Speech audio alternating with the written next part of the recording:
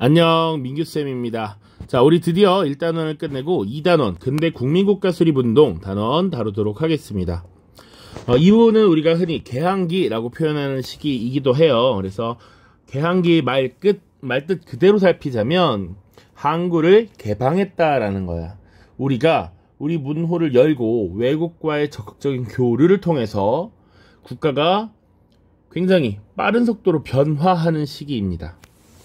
자, 그리고 국민국가라고 하는 건 당시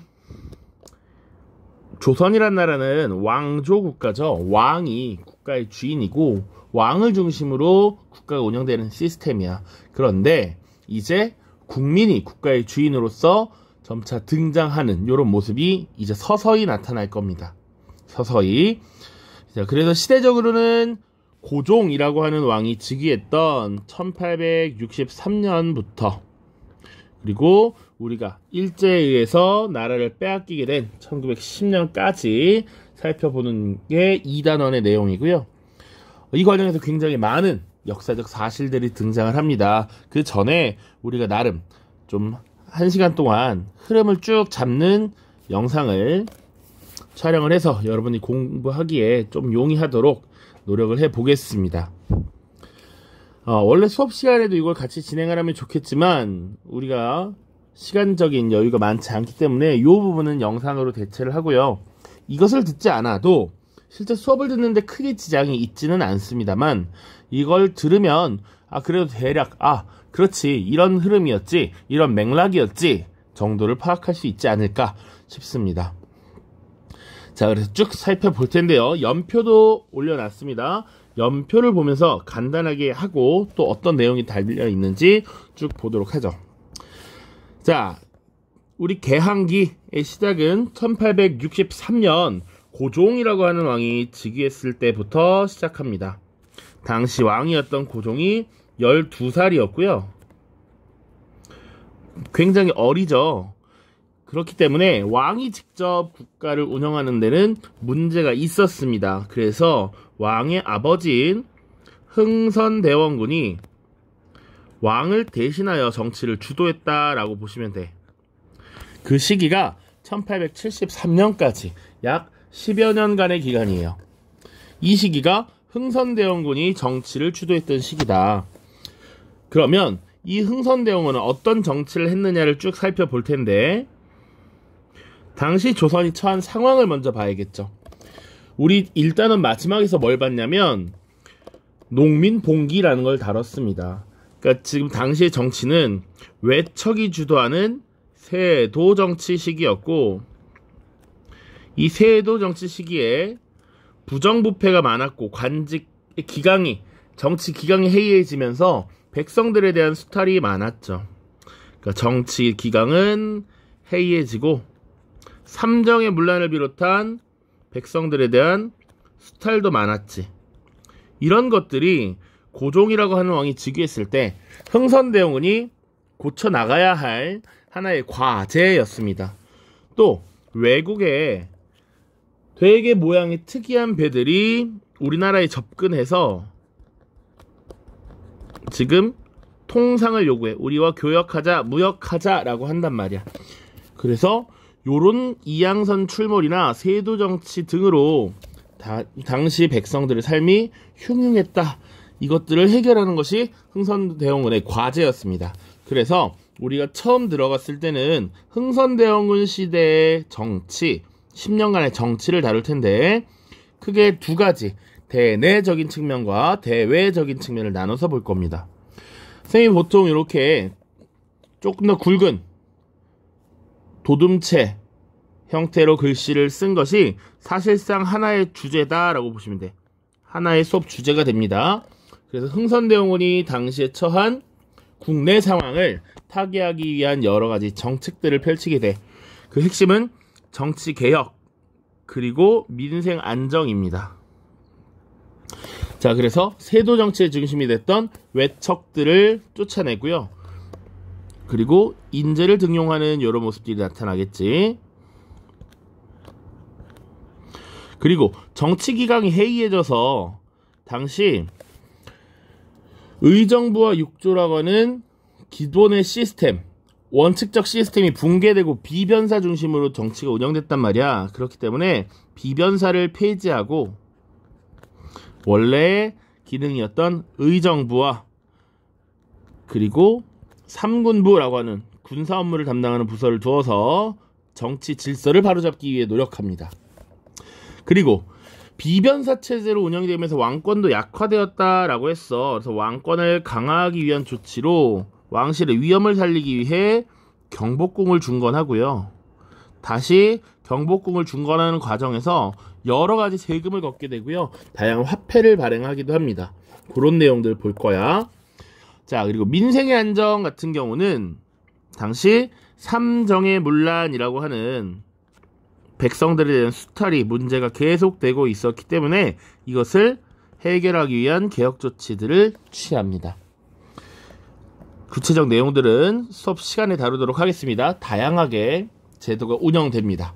자, 그리고 지금 외국에서 이양선이 출몰을 해서 지금 조선이라는 나라에 교역을 요청했다라고 했어. 그런데 그거에 대한 흥선대원의 기본적인 정책은 통상수교를 거부하는 정책이었습니다. 그러니까 원래 흥선대원군은 러시아 세력이 남하할 때 프랑스의 도움을 얻어보려고 했으나 그게 잘 되지 않았단 말이야. 그 이후에 천주교를 믿는 이 천주교 신자들을 박해하면서 외국 세력의 침략이 시작됩니다. 그래서 병인 박해, 병인 양요라고 하는 사건, 이것은 프랑스와 관련이 있습니다. 1866년이고요. 천주교 박해를 빌미로 이 당시에 프랑스 선교사가 9명이 죽었거든. 그래서 프랑스가 침입을 해오고요. 중간에 독일 상인이었던 오페르트가 통상수교를 목적으로 지금 거래를 하기 위해서 흥선대원군의 아버지였던 남현군의 묘를 도구를 시도하는 사건이 발생합니다. 실패를 했고요. 이때부터 이거 서양놈들 정말 폐륜적이구나, 얘네들 상종하지 못할 존재구나 라고 해서 요것들을 이제 강화하게 되지. 통상수교 거부를 강화한다. 또 1866년에 미국의 상선이었던 제너럴 셔먼호가 평양에 와서 난리를 치고 간 적이 있어. 그래서 평양의 관리들과 백성들이 이 배를 불태워서 침몰시켜버립니다. 이것을 빌미로 5년 뒤에 미국이 군함을 이끌고 우리를 쳐들어오게 돼. 이것이 신미양요야. 요런 것들 우리가 쭉 살펴볼 겁니다. 그리고 우리가 너희들과 통상수교 하지 않을 거야 라는 의지를 표명하는 비석을 하나 세워놔. 그런 것을 척화비라고도 한다. 척화비.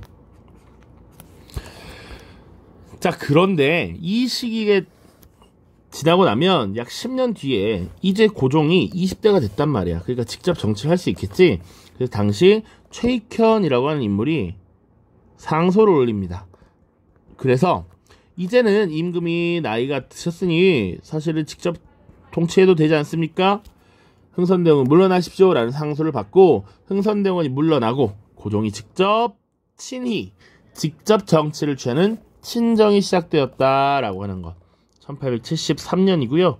이제 국가의 운영을 주도하는 사람이 바뀌었지. 그러니까 사실 정치적 분위기도 변화합니다. 내부적으로는 이제 우리도 문을 열고 교역을 해야 한다, 무역해야 된다라고 하는 개국 통상론자들이 점점 등장하고 있고요. 사실 이 이전에 이미 중국은 당시 청나라죠. 청나라와 일본은 이미 서양 세력의 문을 열고 교역을 하기 시작했어. 무역을 하기 시작했어. 흔히 개항을 했습니다. 이미. 그렇기 때문에 우리도 그 개항에서 자유로울 수는 없을 것이다 라는 인식이 확대되었던 것이죠. 그때 이미 개항을 한 일본이 당시 조선의 바다에 군함을 하나 보내죠. 그 배가 운요호라고 하는 배였고요. 이 운요호가 접근을 하자 우리는 방어의 목적으로 포를 쏠 수밖에 없었고, 이것을 빌미로 당시 운요호가 영종도를 쑥대밭으로 만듭니다. 그게 운요호 사건이고요. 이를 계기로 우리가 개항을 하게 됩니다. 그것이 1876년 우리가 흔히 강화도 조약이라고 알고 있는 조일수 조규라는 게 체결이 되죠. 이 1876년인데 이때 드디어 개항을 하게 됐다. 우리도 항구를 열고 외국과의 무역을 교류를 시작했다라는 것이죠. 그래서 강화도 조약의 주요 내용 당연히 다룰 거고요. 그리고 조일수 조규를 체결한 뒤에 두 개의 추가 조약을 맺습니다. 조일수 조규 부록과 속약이야. 자, 그거 배울 거고요. 그 이후에는 계속 러시아가 남하하려고 하자 청나라가 이를 견제하기 위해서 조선과 미국의 수교를 알선합니다. 물론 뭐 여러 가지 또 중간에 일이 있는데 일본에 다녀왔던 사신이 책 하나를 들여와 그 책이 바로 조선책략이라고 하는 책입니다. 그래서 이것도 중국인이 쓴 책인데 조선이 러시아의 남하를 막기 위해서는 친중국 결일본 연미국 해야 된다라고 해서 미국과의 연합, 연결을 중요시해. 그래서 미국과의 최초, 그러니까 유럽, 서양과의 최초의 조약이라고 할 수 있는 조미소 통상조약도 체결합니다. 또 중간에 이모군란이라고 하는 정치적 사건이 발생하기도 해요. 자, 이 이모군란을 청나라가 도움을 줘서 진압을 하게 되는데 이 이후에 청나라 상인들도 우리나라에 적극적으로 진출해 그것의 배경이 되었던 조청상민수령 무역장정에 대해서도 배울 겁니다. 자, 되게 많아. 지금 흐름 잡는 거니까 이런 이따 정도만 보고 넘어가. 자, 그래서 지금 우리가 조일수조규라는 것을 체결하고 나서 우리가 개항을 했고 적극적으로 우리도 문물을 받아들이고 발전하려는 개화 정책을 추진하게 됩니다. 대표적인 내용들이 뭐가 있냐? 외국에 사절단을 파견해, 사신을 파견해서 우리도 공부를 해야지. 다른 나라의 발전 사례를 봐야 되잖아. 그래서 최초로는 일본에 파견을 합니다. 수신사라고 하는 거 파견하고요. 1876년에 1차, 80년에 2차를 보냅니다. 그리고 그 2차 수신사였던 김홍집이 이 책을 들고 와서 조미소 통상조약의 배경이 되었다. 그리고 청나라에 영선사라고 하는 사절단을 파견하고요. 그리고 조미소 통상조약을 체결하고 나서는 미국에도 사신단을 파견합니다. 보빙사라고 하는 사절단. 그리고 이 개화정책을 총괄하는 기구로서 1880년에 통리기무하문이라는 걸 설치해요. 그리고 그 밑에 업무의 분업, 전문화를 위해 12사를 설치했다. 그리고 신식 군대인 별기군을 창설해. 신식 군대야. 자, 별기군이라고 하는 건 신식 군대가 있고요. 당시 사실 조선 후기에 조선의 중앙군은 오군영이라는 게 있었지. 근데 이것은 사실 2영으로 통합된 상태였어. 너무 많다. 신식군대 창설하면서 별기군과 2영만 두어라 라고 한 상태였어. 그런데 문제는 이 신식군대인 별기군은 우대를 하고요. 구식군인 이 2영은 되게 차별을 했단 말이야. 그래서 이들의 불만이 빵 터집니다. 빵 터져. 그 사건이 이모군란이라고 하는 사건이야. 이모군란. 이모년에 발생한 군인들의 난리라는 의미입니다. 이모군란. 자, 이 이모군란은 구식군인에 대한 차별, 이것이 배경이 되었고요. 그리고 사실 당시 서울의 하층민들도 불만이 계속 쌓여가고 있었어. 각종 개화 정책을 추진하는 데는 엄청난 돈이 많이 소요돼. 새로운 것들을 받아들이고 계속 개혁해야 되고 고쳐야 되니까 돈이 많이 들지. 세금을 어마어마하게 많이 걷고요. 당시에 일본과 무역을 하면서 이 일본이 쌀을 굉장히 많이 사나갑니다. 그래서 쌀값이 폭등해서 서울의 하층민들이 불만이 점점 커지고 있었다.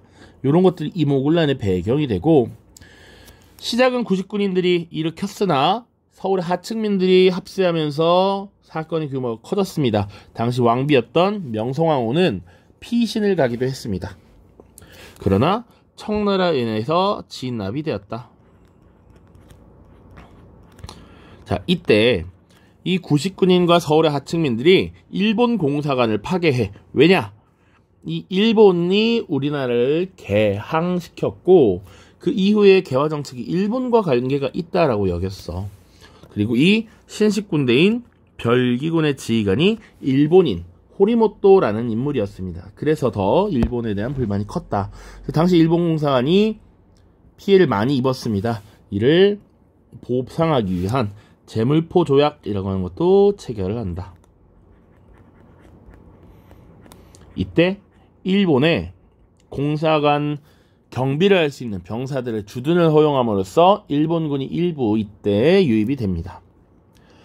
자, 그리고 그 이후에 갑신정변이라는 사건을 봐야 되는데 잠시 밑에 위정척사파와 개화파 한번 볼게요. 지금 밑에는 시기적으로 연표로 비슷한 시기에 국내 정치 세력은 어떻게 변화했는가를 보는 거야. 그래서 국내 정치 세력은 우리가 붕당 정치를 통해서 조선시대를 쭉 봤지만 그 이후에 이제 계속 변화합니다. 18세기에 우리 북학파라고 하는 세력이 있었다. 기억나? 분명 병자호란 17세기였죠. 17세기 병자호란이라고 하는 전쟁 이후에 우리는 당시 청나라에게 대패했고 큰 치욕, 굴욕을 얻었어. 그 이후 이 청나라에 대한 복수를 해야 한다라고 주장했던 북벌론이 효종 때에 제기되었었지. 그런데 한편에는 우리도 사실은 오랑캐지만 배울 것이 있다라고 하는 북학파도 있었다라고 이야기했어. 이들이 주로 나중에 상공업 중심 개혁론을 주장하기도 했습니다. 그 실학파가 이 북학파와 거의 일치한다고 보시면 돼. 그래서 우리도 발달된 문물을 적극적으로 받아들여야 된다 이런 주장을 펼쳤고 이들이 나중에 19세기가 되면 개국통상론자들로 성장합니다. 지금 시기적으로 1860년대면 1863년에 고종이 즉위했어. 이제 요런 연도 정도 외워야 돼. 자, 흥선대원군은 이때 통상수교 거부 정책을 하고 있었잖아. 안 된다. 그러지 말아야 된다. 라고 했던 거야. 이양선이 출몰하고 있는데 이걸 무조건 거부할 것이 아니라 우리도 문을 열고 국가를 개방하고 통상해야 된다라는 사람들이 등장했어. 그 인물들이 개국통상론자들이고 1873년에 고종이 즉위를 하고 나서 고종이 친정을 행할 때 운요 사건이 발생하기 전부터 끊임없이 문을 열고 교역해야 된다라고 주장했던 게 이 사람들이야. 반면 유생들은 선비들은 통상수교 하면 안 된다라고 주장했지. 그것이 통상수교 반대운동으로 나타났고 이들을 척화주전론자들이라고 했어. 화친, 교역하는 것을 배척하고 전쟁을 주장했다는 거야. 이 사상이 누구를 서포트했겠다? 흥선대원군의 듬직한 서포터가 됐겠죠. 흥선대원군을 지지하는 세력으로서. 자, 그리고 1870년대는 우리 지금 운요 사건이 발생했고 결국 강화도 조약을 체결하게 됐다라고 얘기했죠. 이제 우리가 문을 열었으니까 이거 적극적으로 받아들이고 우리도 발달해야 된다라고 하는 사람들이 생겨나 그것을 개화라고 합니다. 그래서 개화파가 등장해 70년대에 개국통상론자들의 영향을 당연히 받았겠죠. 반면 끝까지 우리 개항하면 안 돼요 라고 하면서 개항 반대운동을 벌였던 인물들도 있습니다. 여기 대표적인 인물이 아까 흥선대원군에게 물러나십시오 라고 상소를 올렸던 최익현이야. 지금 당시는 일본과 교역을 이제 조약을 체결하고 교역을 시작하려고 했지. 그러나 이 최익현은 뭐라 그랬냐면 외놈이나 양놈이나 똑같다라고 하는 외양일체론을 주장을 했어. 일본이 만들어서 파는 물건은 기계로 만드는 것이고 손쉽게 만드는 것이지만 우리가 만드는 것은 사람이 한 땀 한 땀 힘들게 만드는 것이기 때문에 결국 우리가 더 경제적으로 피해를 보고 무너질 것이다 라고 주장을 한 거야. 무튼 지금 60년대, 70년대에 이런 세력들이 어떻게 변화하고 있는지 보고 있죠. 자, 그리고 개화파 세력은 뒤에 분화합니다. 청나라에 대해서 어떤 태도를 가지느냐, 그리고 개화 정책을 추진하는 과정에서 어떻게 개화할 것인지, 그리고 개화에 대한 속도는 어떻게 할 것인지 빠르게 변화시켜야 한다라는 급진파가 있었고요. 아니야, 너무 빠르게 움직이면 문제가 될 수 있어, 온건파도 있었다. 온건파와 급진개화파가 나뉘었는데, 우리 1880년대 초기 개화정책 요거 추진했던 사람들은 대부분 온건개화파였다고 보면 돼. 이 온건개화파들은 동양의 철학은 그대로 두고 서양의 기술만 받아들이자라고 하는 온건한 성향, 그리고 천천히 개혁을 추진하자라는 사람들이었어요. 이것은 청나라의 양모운동이라고 하는 근대화 운동을 모델로 삼은 것이다. 반면 일본의 메이지 유신이라고 하는 근대화 운동을 모델로 삼은 젊은 이 개화파들은 급진개화파 혹은 개화당이라고 불렸는데, 이 1880년대 초기 개화 정책이 굉장히 불만이었습니다. 너무 느려, 더 화끈하게 해야 돼. 그런데 심지어 지금 그것도 제대로 못해서 군란이 터져 라는 것이지. 이런 것에 대한 불만이 켜켜이 쌓여서 급진개화파 세력이 정권을 장악하기 위해서 변란을 일으킵니다. 그것이 1884년에 갑신정변이라고 하는 사건이야. 갑신정변. 갑신년에 일어난 정치적 변란이라는 겁니다.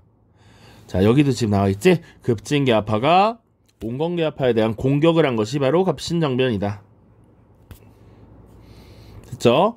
자, 그래서 갑신정변이라고 하는 사건은 급진개화파, 개화당 세력이 정권을 장악하고 급진적인 개혁을 추진하려고 했던 사건인데 현실적으로 가능하지 못했다. 그리고 이 사건은 당시 우편 업무를 시작하려고 했던 우정총국의 개국 축하연을 빌미로 일으켰던 사건이고, 결국 성공하지 못했죠. 3일 천하로 끝납니다. 왜 그랬느냐? 역시 청나라에 군대가 들어왔기 때문이야.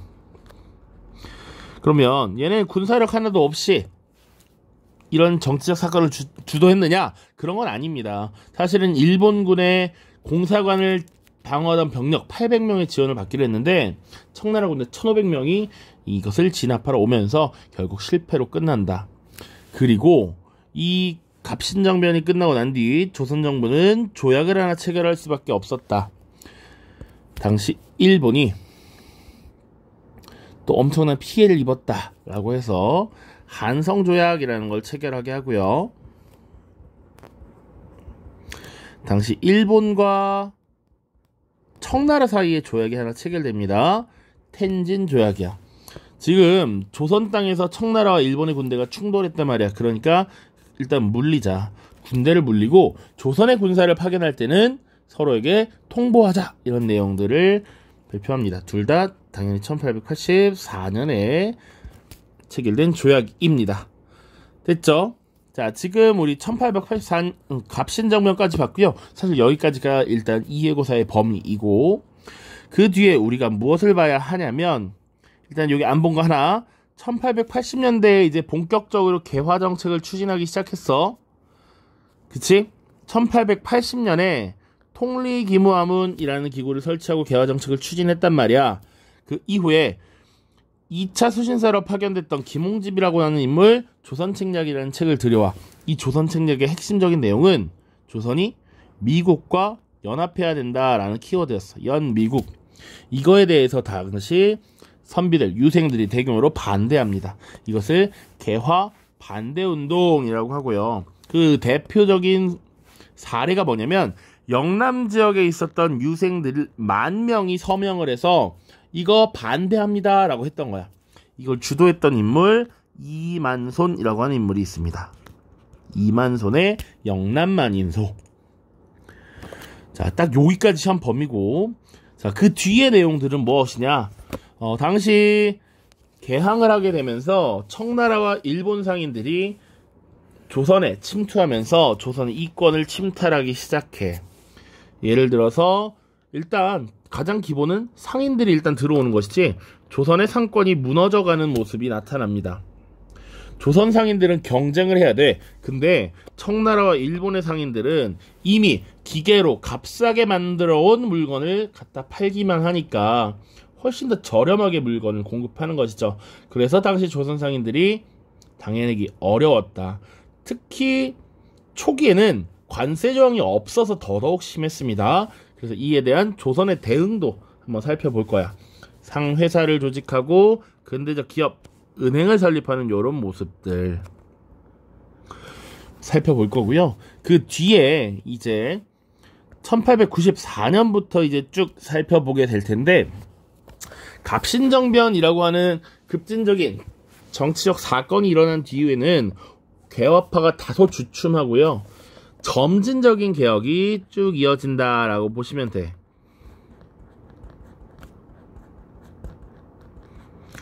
그러다가 이제 바로 다음으로 넘어가는 것이 1894년의 일입니다. 역시 이 시기에는 계속 외국 세력들이 물밀듯이 들어와 그것도 함께 있습니다. 그리고 1894년이야. 이때부터 우리가 이제 근대 국가 수립을 위한 노력이라는 중단원으로 보게 되는데, 하나하나가 지금 출제 가능한 주요 주제라는 의미야. 이거는 첫 번째로 보는 게 동학농민운동입니다. 우리 동학이라고 하는 종교가 1860년에 창시되었어. 경주의 몰락한 양반 최재우에 의해서. 그리고 사람이 곧 하늘이다 라고 하는 인내천을 교리로 한다 라고 했죠. 후천개벽도 있습니다.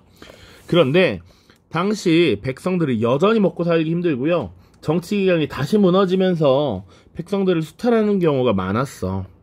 그래서 동학을 믿는 농민들이 주도가 돼서 나름의 반란을 일으켰다라고 보시면 돼. 그런데 이것이 사회를 변혁하기 위한 하나의 운동으로서 역할을 수행합니다. 자, 자세히 다룰 수 없지만 1차 봉기 그리고 2차 봉기로 나눌 수 있어요. 중간에 물론 이제 전주라는 지역에서 화해를 하고 서로 약속을 맺은 기간도 있습니다. 1차 농민봉기는 사실 당시 고부 지역에 있었던 고부 군수 조병갑의 횡포 때문에 발생했어. 이 1차 봉기는 조선사회가 가지고 있었던 여러 문제를 제기하고 이를 해결하기 위한 반봉건적 성격의 운동이었다. 2차 때는 중간에 어떤 일이 발생하냐면 이것을 진압하기 위해 청나라 군대가 들어오고요. 그리고 청나라 군대가 조선에 파견된 것을 귀신같이 알고 일본 군대도 들어옵니다. 그래서 우리 땅에 다시 외국군이 들어와서 설치는 거 이건 잘못됐다 라고 해서 정부와 농민군이 급하게 화약을 내죠. 그게 전주 화약이고, 그 이후에 일본이 돌아가야 함에도 불구하고 당시 경복궁을 점령함으로써 조선의 개혁을 강요합니다. 그렇게 갑오 을미개혁이 시작돼. 그러니까 이 동학농민운동과 갑오개혁은 겹쳐져서 나와. 그래서 복잡하고 어렵습니다. 요거 연도 잘못됐네요. 1894년부터 95년까지입니다. 자, 그래서 이 2차 봉기는 뭐냐면 전주화약을 맺고 일단 사실은 어느 정도 문제가 해결되고 정리가 돼서 농민들이 집에 돌아갔어. 그런데 일본군이 사라지지 않고 우리 경복궁을 점령해서 왕을 위협하고 개혁을 추진하려고 했대. 그래서 안 되겠다. 일본군을 타도하기 위해서 일본군의 경복궁 점령을 비판하면서 이를 몰아내자라고 하는 반외세적 성격이 강했다라고 하는 것. 동학농민운동. 알겠죠? 자, 그리고 이 일본군의 경복궁 점령 그리고 일본군의 반강요에 의해서 진행된 갑오개혁, 그리고 그 다음에까지 이어져서 갑오을미개혁이라고 부르는데, 이 갑오 을미개혁은 사실 구체적으로 따지면 1차, 2차 개혁, 그리고 을미년에 벌어진 3차 개혁으로 나눌 수 있습니다. 내용이 굉장히 많고 다양한데 이 갑오개혁은 조선사회를 크게 변화시키는 정말 큰 개혁 조치였어. 그리고 1차, 2차, 3차를 잘 구분해서 알아야 해. 그러다 보니 요것은 여기서 언급하기는 부적절하고요. 본 내용에서 정말 자세하게 다룰 겁니다. 2학기 때. 자, 그 다음. 자, 갑오 을미개혁이 추진되는 과정에서 사실은 중간에 을미사변이라고 하는 사건이 발생해요. 자, 이것은 이 일본의 강압적인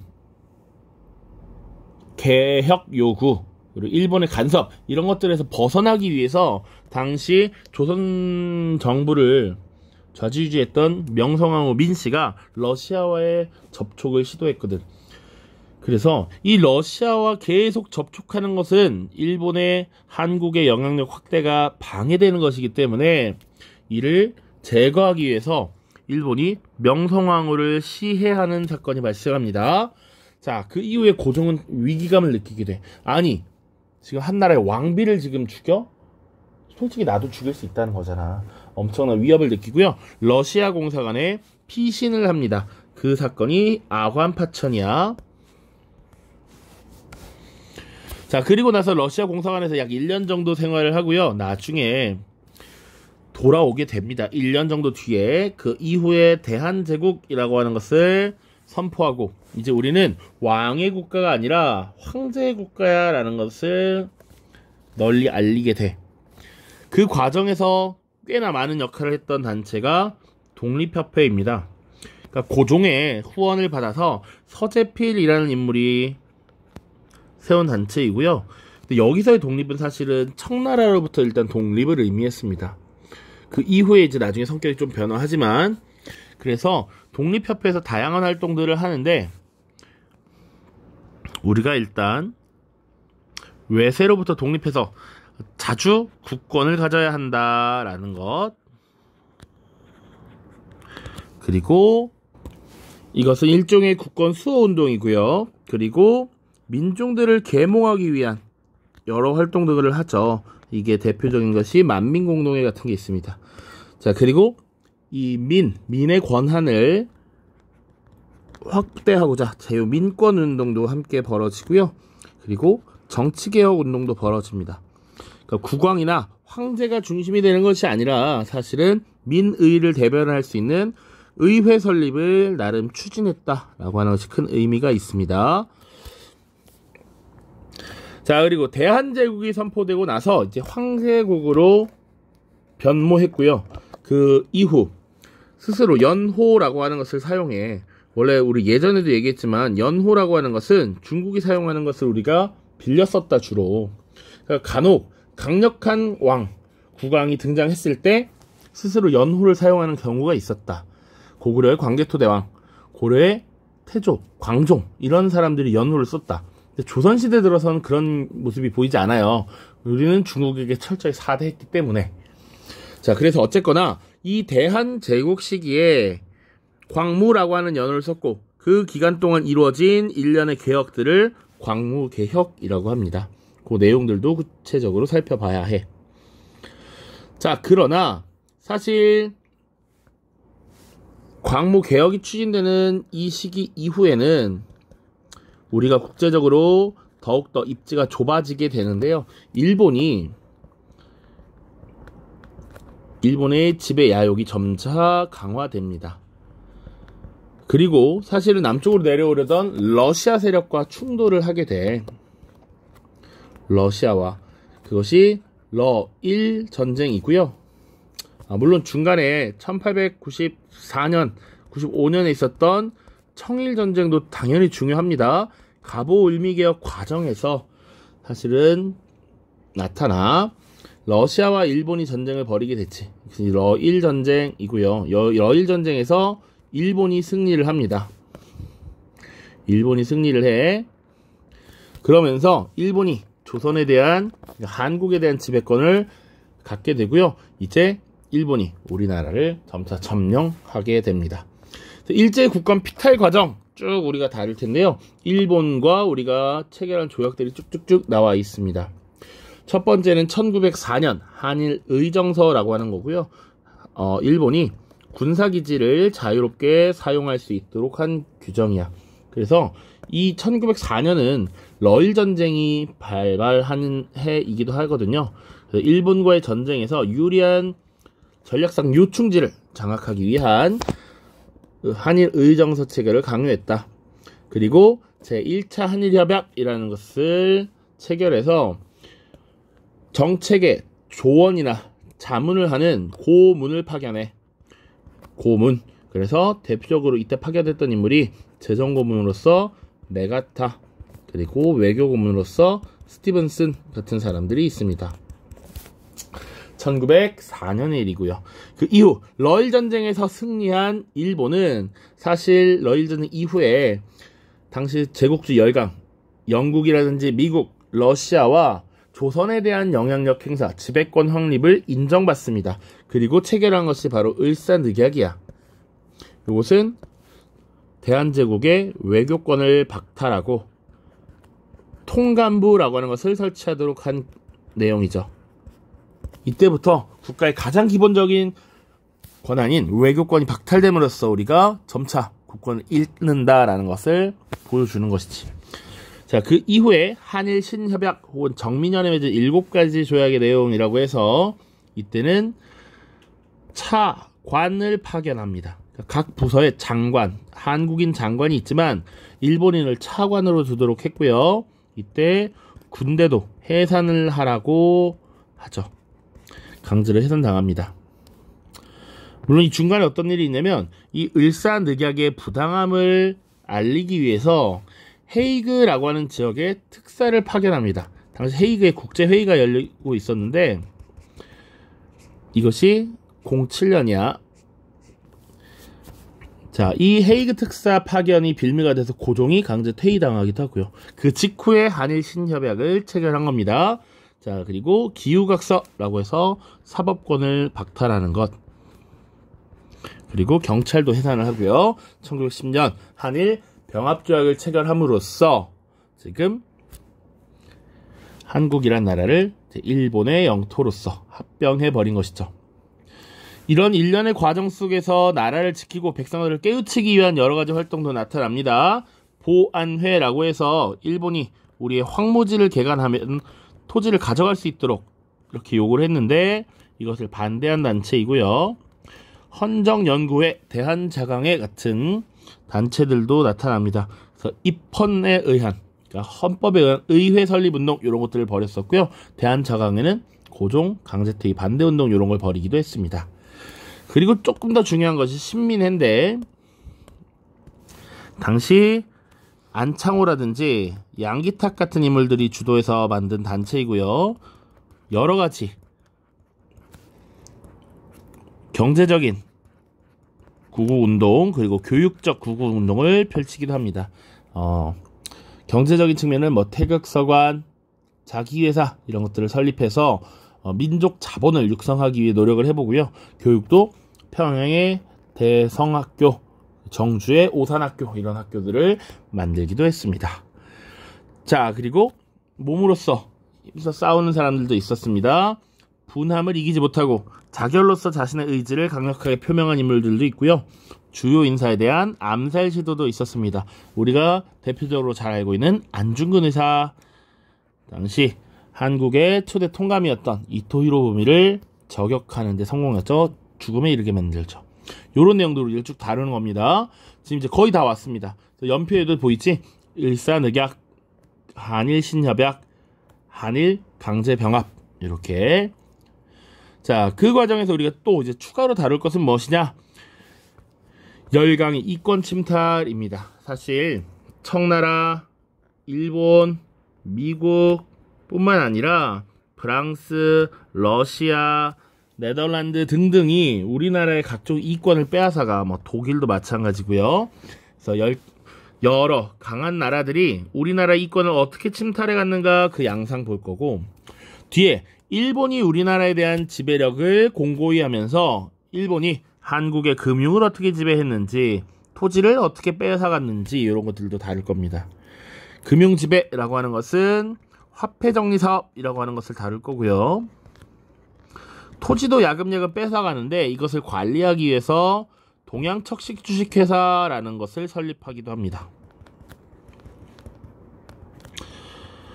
자, 이에 대한 조선의 대응도 볼 거야. 이권, 상권 수호 운동, 그리고 나라의 빛을 되갚고서 경제적으로 나라를 구하자라고 했던 국채보상운동, 이런 것들 다룰 겁니다. 자, 그리고 개항 이후 사회, 문화의 변화도 살펴볼 겁니다. 근데 과학기술이 수용되면서 우리나라 이제 전신이라든지 전차, 철도, 의료기술들이 들어와. 특히 이 철도라고 하는 것이 사실은 근대화의 상징 중의 상징입니다. 최초의 철도, 경인선, 서울과 인천을 연결하는 경인선이 1899년에 설치가 되었고요. 그 뒤에 경부선, 경의선 쭉쭉 설치가 됩니다. 또 의식주의 변화 양상도 나타나 단발이라고 하는 거. 원래 남자든 여자든 머리를 쭉 길렀지. 그래서 남자는 머리를 이렇게 상투를 틀어서 정리를 했었는데 이제 머리를 싹둑 잘라버리는 이런 모습들이 나타납니다. 그리고 사장님도 없으면 못 사는 커피 같은 거 이때 들여와서 하나의 기호식품으로 자리 잡게 되는 것이죠. 찐짜마적, 찐막. 1890년대 이후 이 개화파라고 하는 세력이 뭐 더욱 확대되거나 그러지 않습니다. 열강의 침략이 강화되었고, 사실상 정치를 주도하는 인물들이 결국은 서양 혹은 일본 세력에 의존하는 이런 형태로 변화하게 돼. 점차 외국의 영향을 너무 많이 받다 보니까 독자적으로 정치적인 스탠스를 취하고 이런 것이 굉장히 드물었다라고 보시면 됩니다. 반면에 봐야 될 것은 이 열강의 침략에 저항하는 움직임이야.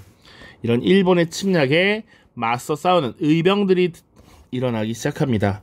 전기, 중기, 후기 세 시기로 나눠서 볼 수 있는데, 첫 번째 전기 의병은 1895년 을미년에 일어난 의병이야. 이것이 일어난 이유는 을미사변이라고 하는 정치적 사건이 있었죠. 일본군에 의해 우리 국가의 왕비가 시해당하는 사건. 그리고 그 이후 추진된 개혁에서 머리를 짧게 자르라 라고 했던 단발령, 이것이 의병의 봉기가 일어나는 배경이 됩니다. 을미의병. 중기의병은 을사의병입니다. 1905년. 당연히 배경은 뭐겠다? 을사늑약이 되겠죠. 을사늑약. 정미의병은 정미칠조약, 한일 신협약이 되겠고요. 이때 군대 해산이 이루어졌고, 물론 그 전에 고종의 강제퇴위도 있었지. 이런 것들에 대해서 지금 들고 일어난 것이다. 특히 정미의병은 해산된 군인이 가담하면서 그 군사력이 나름 강력했다. 그래서 일본이 이를 저지하기 위한 노력이 많이 벌어졌고, 특히 삼남지방에서 의병 활동이 치열했습니다. 일본이 1908년, 9년이 되면 남한 대토벌 작전이라는 것을 벌이기도 해. 이 의병을 완벽하게 소탕하기 위해서. 자, 작전 됐죠? 자, 무려 43분 동안 우리 2단원에서 배우는 내용들을 간략하게 살펴봤습니다. 정말 많은 내용이고, 이것을 이제 2학기까지 쭉 가지고 갈 겁니다. 자, 큰 흐름을 어느 정도 잡았다라고 보시면 돼. 그리고 요것이 분명 여러분들이 공부하는데 도움이 될 거라고 생각을 합니다. 시험 범위 자체는 갑신정변까지입니다. 1회고사는. 그리고 2회고사는 당연히 그 뒤에 다 들어가겠죠. 여기까지가 시험 범위다. 물론 그 중에서도 이 경제, 사회, 문화는 포함되지 않습니다. 요거 빼고야. 지금 딱 그냥 표시 이렇게 하자면 여기까지.